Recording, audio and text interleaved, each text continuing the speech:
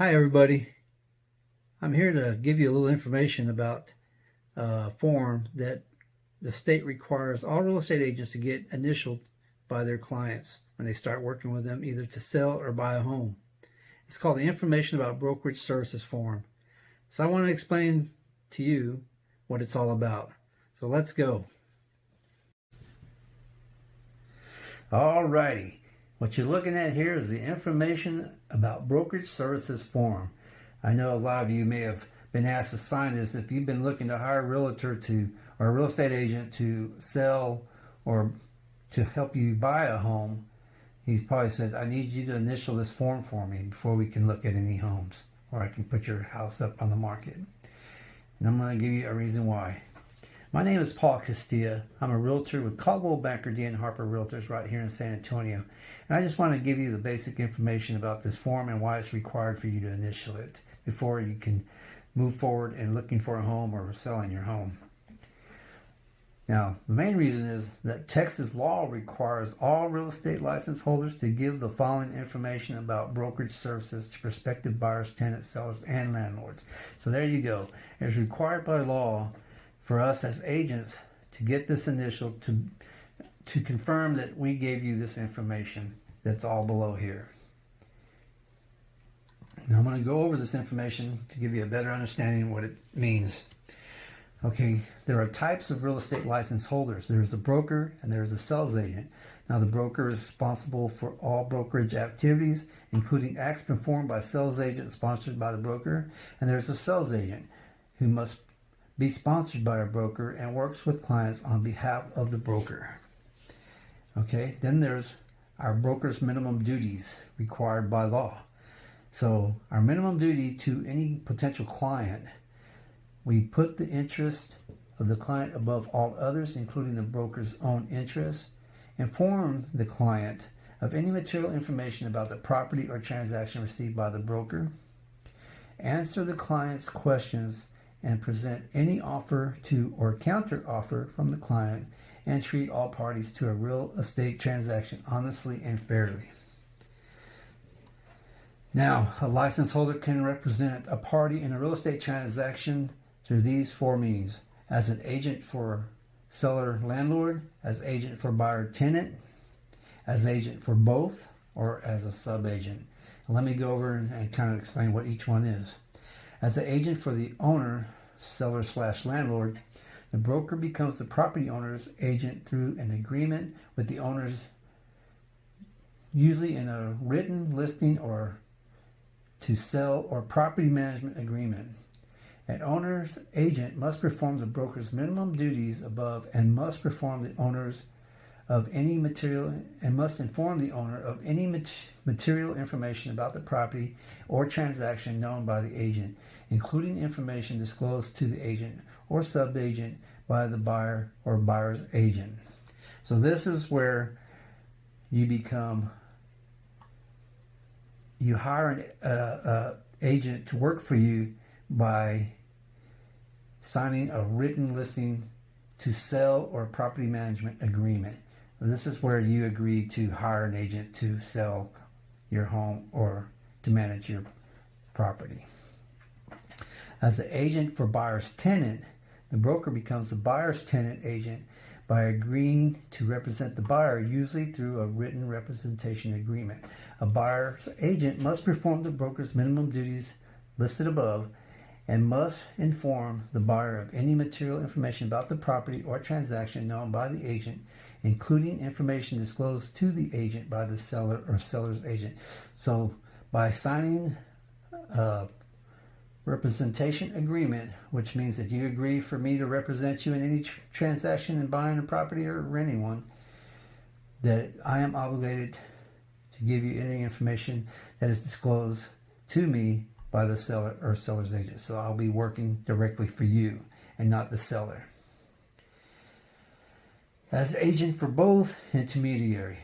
Now this is kind of where it gets a little more difficult.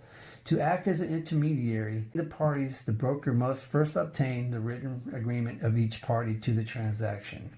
So saying that my company has a listing that you like and I'm representing you as a buyer, And then the agent for the listing property, we both work for the same broker. We go into intermediary, and you have to agree for my broker to represent both parties. The written agreement must be or must state who will pay the broker, and in conspicuous, bold, or underlined print set forth the broker's obligations as an intermediary. A broker who acts as intermediary, now this is your duties, must treat all parties to the transaction impartially and fairly, so we can't favor one side or the other. May, with the party's written consent, appoint a different license holder associated with the broker. Now there's associated with the broker to each party. So that means, like, say, if I'm showing you a property and it's my listing, I can, have another agent come in and represent either the seller or the buyer side, so it'd be impartial. And this, he will be able to communicate with, provide options and advice to, and carry the instructions of each party to the transaction.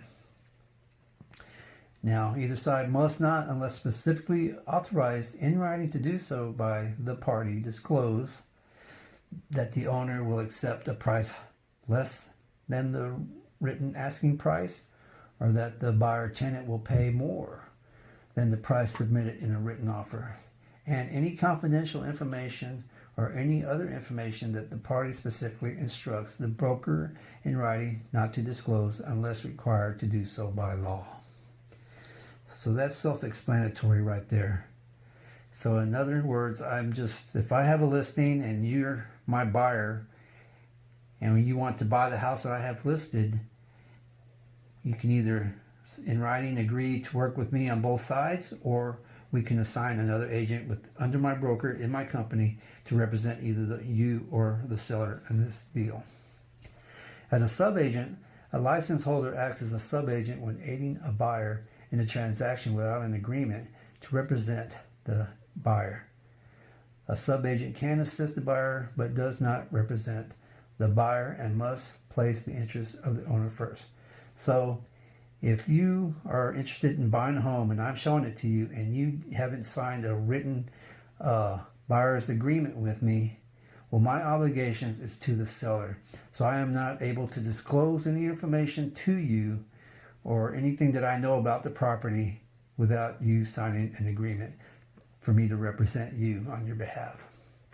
Also, to avoid disputes, all agreements between you and the broker, let me bring this page up a little bit, it's getting a little low.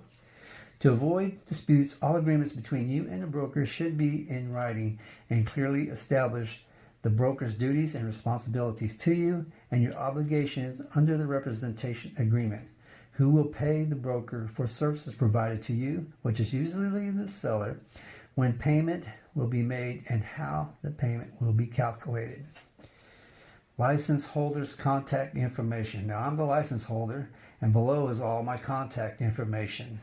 And I'm giving you this just to have for your records. The company I work for, our license number and phone number, designated broker for the company, my manager, and then my name, my license number, and my contact information. So basically this is all that I'm giving you this information. So now you as buyer or tenant will sign here, you and your wife or partner. And if you're the seller landlord, you will initial here, yourself and your partner or your wife, dated, and then you are done. Well, there you go. That's what it's about.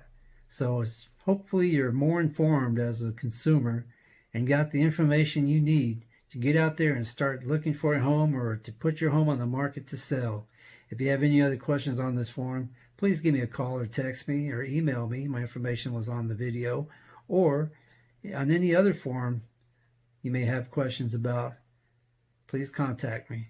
Thank you so much and have a wonderful day. Bye-bye.